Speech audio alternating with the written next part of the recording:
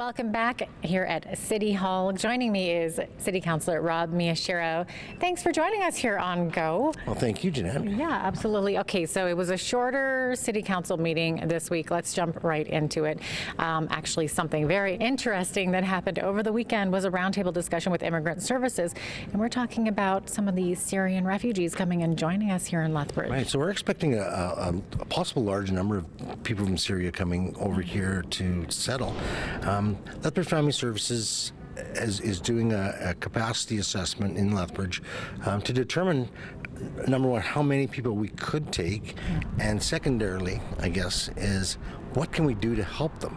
From the housing, from people that are involved in churches, people involved in mental health and physical health, everything that you could think of that we might need to help support refugees coming here from a war-torn area. Exactly.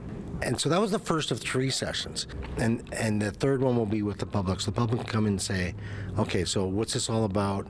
And at that point, they'll have some information from all the stakeholders. And it's to also give the public peace of mind. You hear a lot of rumors and innuendo about, oh my gosh, we're letting in a bunch of terrorists. And well, these are people that are fleeing a war-torn area. Then when they get here, we'll be able to hit the ground running. Now, this is really important, and I mean, I know these people have been through an awful lot, and I think it's great that Canada is opening its borders and that Lethbridge is also as well, and these are people that possibly have been through, they might be going through post-traumatic stress disorder, so it's interesting and important to know what Immigrant Services is going to be able to offer, the kind of supports and services.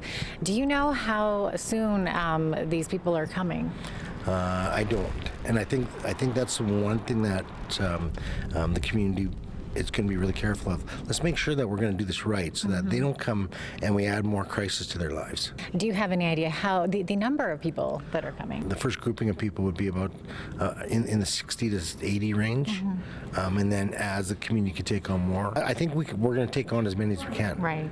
Yeah. Eventually, not all at once. Exactly. Thank you for that, Rob. Now, something that happened during the City Council meeting, I understand that Council ratified an agreement with Transit to increase some salaries. Right? So part of what we have to do through the whole budgeting process and through our whole term is you have to settle union agreement, collective bargaining agreements. Amalgamated Transit Union 987, which looks at school bus drivers, transit drivers, some inside workers, mechanics. Last week the union ratified an agreement to go forward for a 4-year contract. It's huge for us as a city, and people should understand this.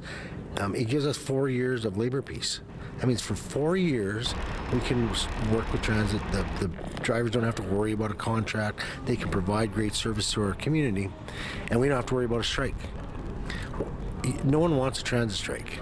Oh, no. Right? No one wants that. What is 2% for 15-16? Yeah. 2.5 for 17-18. As well in 18, they get in the last half of 18 a 0.5% kick, which is a nice little bonus. And I think that's what you want in these kind of agreements, is you want a sense of fairness for everybody. How do we make the work environment better for the transit staff? We want our transit staff to be happy. Absolutely. Right? Great. Rob, thank you very much for joining us here. You're welcome. You can catch live City Council meetings every other Monday right here on Shaw TV.